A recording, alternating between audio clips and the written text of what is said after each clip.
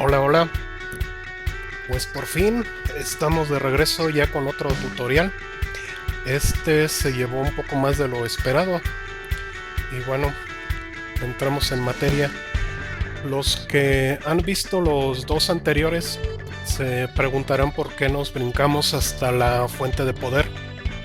Pues bien, me interesa que queden en claro algunos conceptos, entre ellos lo que son los pulsos eléctricos, ya que en futuros tutoriales vamos a mencionar el término.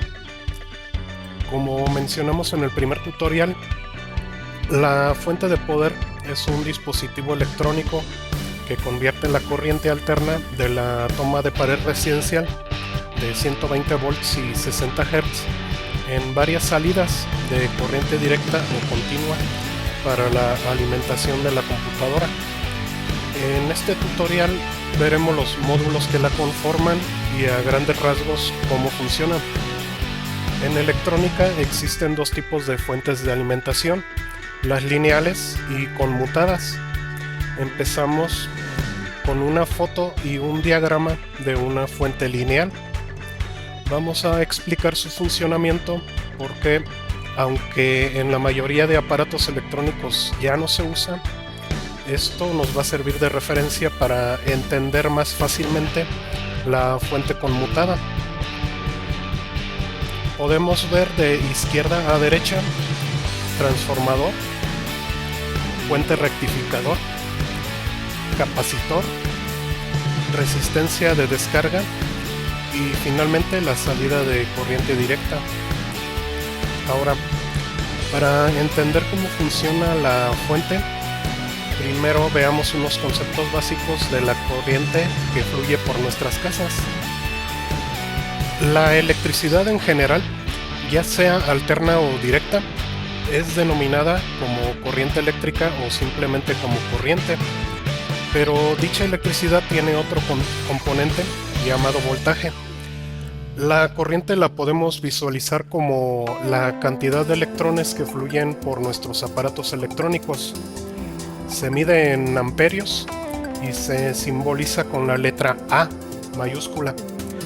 El voltaje lo podemos visualizar como la fuerza que empuja a ese flujo de electrones.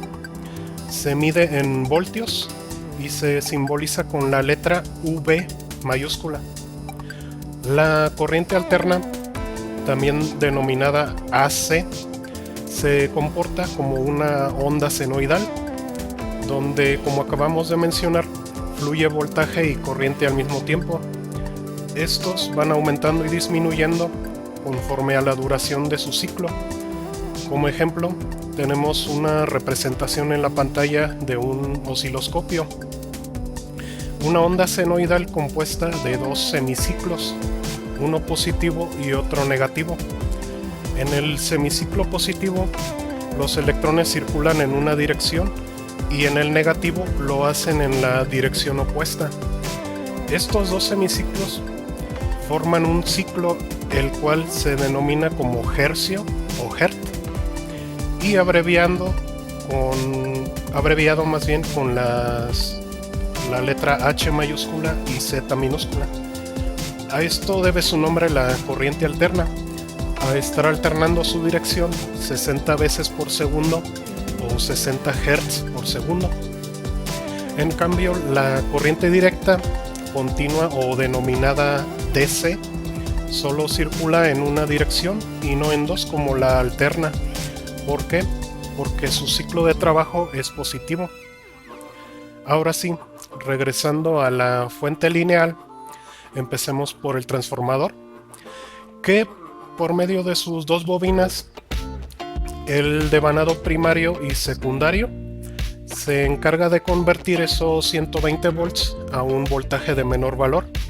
O sea que para este caso se encarga de reducir el voltaje, aunque como sigue siendo voltaje alterno, aún no nos sirve para nuestros aparatos electrónicos. Veamos ahora cómo se va a convertir en corriente directa. Esto se logra por medio del diodo, el cual es un tipo de semiconductor.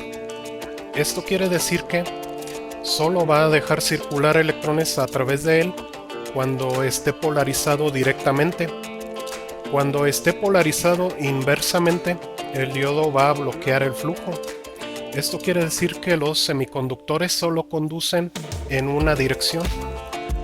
Para rectificar el ciclo completo de nuestra electricidad, necesitamos un puente rectificador de diodos, el cual está compuesto por 4 de estos semiconductores, y su función consiste en convertir los semiciclos negativos de la corriente alterna de la salida del transformador en positivos, lo cual nos va a dar como resultado una salida de corriente directa pulsante o rizada. Se le llama así porque conserva los picos o arcos de onda de la corriente alterna. Estos picos son indeseados ya que es ruido que afecta la calidad de la corriente.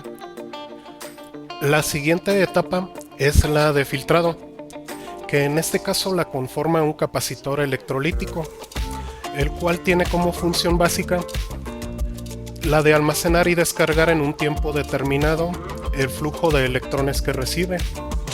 Esto da como resultado que se aplanen hasta cierto punto los picos de onda que, como mencionamos, provienen aún de la corriente alterna.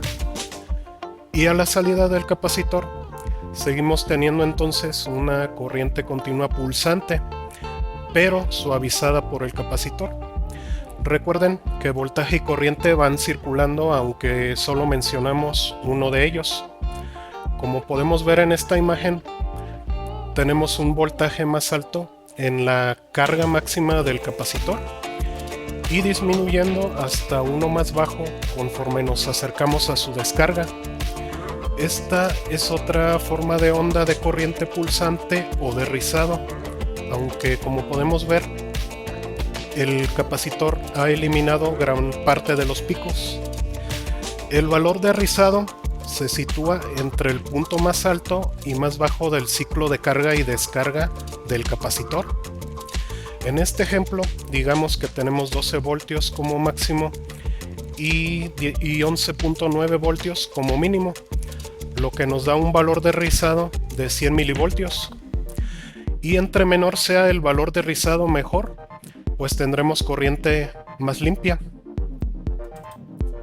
Por ejemplo, para las fuentes ATX de computadora, la norma indica que se puede tener como máximo 120 milivolts de rizado en la salida de 12 voltios y 50 milivolts máximo en las salidas de 3.3 voltios y 5 voltios.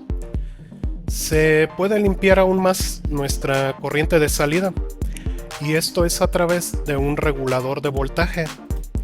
Estos circuitos integrados tienen la función de mantener la corriente de salida prácticamente sin variaciones, por lo que eliminan efectivamente el componente de rizado en la corriente, quedando en la gráfica prácticamente una línea recta.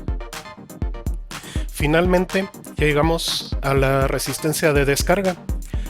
Tiene la función de que cuando desconectemos la fuente de la toma de la pared, esta le permite al capacitor descargar a través de ella la corriente que le queda. Las resistencias se oponen al paso de la corriente, por lo que en este caso la corriente residual del capacitor se disipa como calor al circular por ella.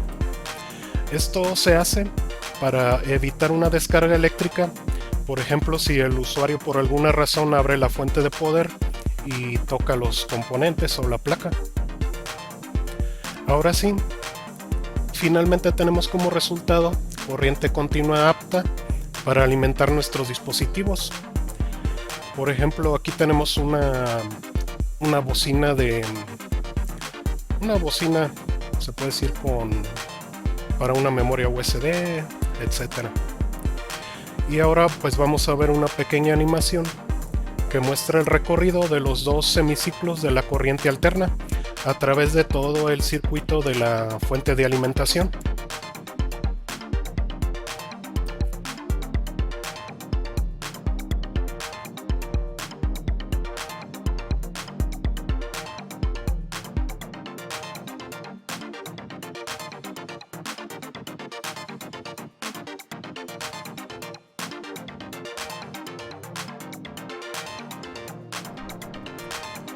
Al principio les mencioné que en la mayoría de equipos electrónicos ya no se usan las fuentes lineales.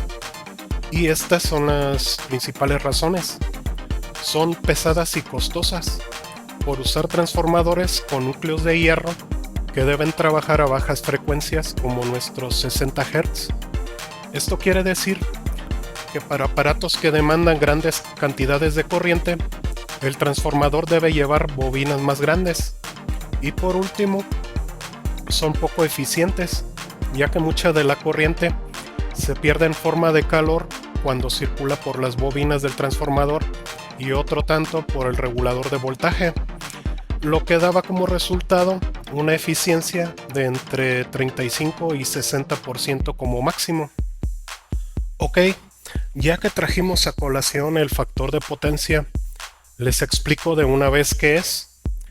El factor de potencia, o PF por sus siglas en inglés, es una expresión de eficiencia energética. Por lo general se expresa en fracciones de 1, como en nuestro ejemplo anterior, 0.35 a 0.60, y es la relación entre la potencia de trabajo expresada en watts, o sea la cantidad de voltios por amperios que consume nuestro dispositivo electrónico, y la potencia aparente expresada en voltiamperes, o sea la potencia neta que va a ser entregada a nuestro dispositivo electrónico desde la toma de la pared. Por lo general, los fabricantes proporcionan solo uno de estos datos, consumo en watts o en voltamperes, y mientras más cercano a uno sea el factor de potencia mejor, pues hay menos desperdicio de electricidad. Por ejemplo, supongamos que este amplificador de audio tiene un consumo promedio de 492 watts, pero una potencia aparente de 900 voltamperes. Esto nos da un factor de potencia de tan solo 0.54, lo que quiere decir que su circuitería interna es muy ineficiente porque desperdicia casi la mitad de la corriente eléctrica. Como ya se habrán dado cuenta, tiene una fuente de poder lineal. Y bien amigos, aquí termina la parte 1 del tutorial. Al principio la idea era incluir todo en uno solo, pero es demasiada la información y a la mayoría les hubiera parecido tedioso.